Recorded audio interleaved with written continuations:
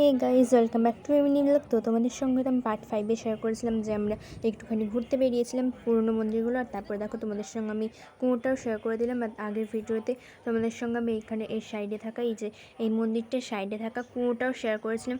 আর দেখো এইটা ছিল ভোগশালা। ওই যে দেখো ওখানে লেখা ছিল সাইডে ভোগ কক্ষ বলে।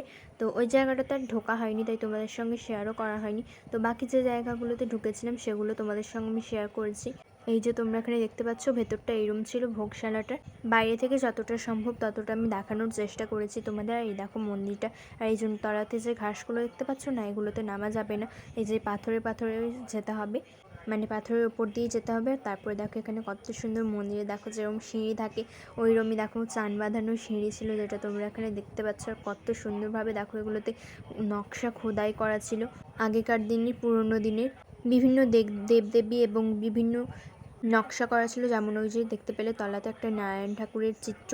তো অতটা ভালোভাবে না বোঝা গেলেও কিছুটা হলেও বোঝা যাচ্ছিলো কত সুন্দরভাবে দেখো এগুলোতে এক একটা করে খোদাই করা, কত সুন্দরভাবে ঠাকুরের বিভিন্ন মূর্তি, বিভিন্ন রূপ তোমরা এখানে দেখতেই পাচ্ছ। দেখো যেগুলোতে অনেক ফেটে ফেটে মানে উঠেও এসেছে, বাট তবুও এখানে দেখতে বেশ ভালো লাগছিলো। আর মন্দিরের ওপরটা দেখো ছিল এইরম টাইপের, সেটাও তোমাদের সঙ্গে শেয়ার করে দিলাম। আর দেখো এরম দরজাটা ছিল মন্দিরের, যেটাতেও তালা দেওয়া ছিল, তবে এখানেও কিন্তু কোনো ঠাকুর ছিল না।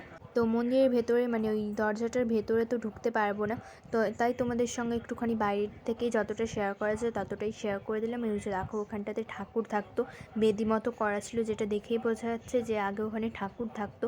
এই যে যদি ঢুকতে পারতাম তোমাদের সঙ্গে ভালোভাবে শেয়ার করতে পারতাম, যেহেতু এখানে লক করা আছে তাই আর তোমাদের সঙ্গে শেয়ার করতে পারছি না। তো দরজাটা তোমরা দেখতে পেলে সমস্তই কিন্তু ছিল এখানে পুরনো দিনের, সমস্তই কিন্তু ছিল পুরনো দিনের ধাঁচে।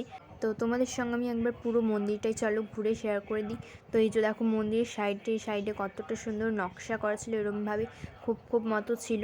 তো এরকম খোপ মতো যেই জায়গাগুলো ছিল এই জায়গাগুলোতে আমরা তো কিছু ছবিও তুলে নিয়েছিলাম। এই যে দেখো কতটা সুন্দরভাবে এগুলোতে নকশা করা ছিল, এক একটা বিভিন্ন রকম বিভিন্ন ধরনের নকশা করা ছিল, যেগুলো কিছু কিছু উঠেও এসেছিলো, কিছু কিছু বোঝাও যাচ্ছিলো, আবার কিছু কিছু বোঝা যাচ্ছিলো না উঠে আসার কারণে। দেখো এরমভাবে সাইডটা কত সুন্দরভাবে বাঁধানো ছিল।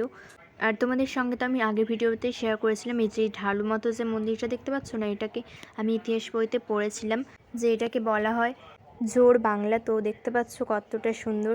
আর দেখো এরকম সাইডে কত সুন্দরভাবে ছিল আগেকার দিনের মন্দির। তো বেশ খুব সুন্দর ছিল মন্দিরটা দেখতে, এরকম সাইডে বেশ সুন্দরভাবে করা ছিল, মানে এরকম যাতায়াতের জন্য।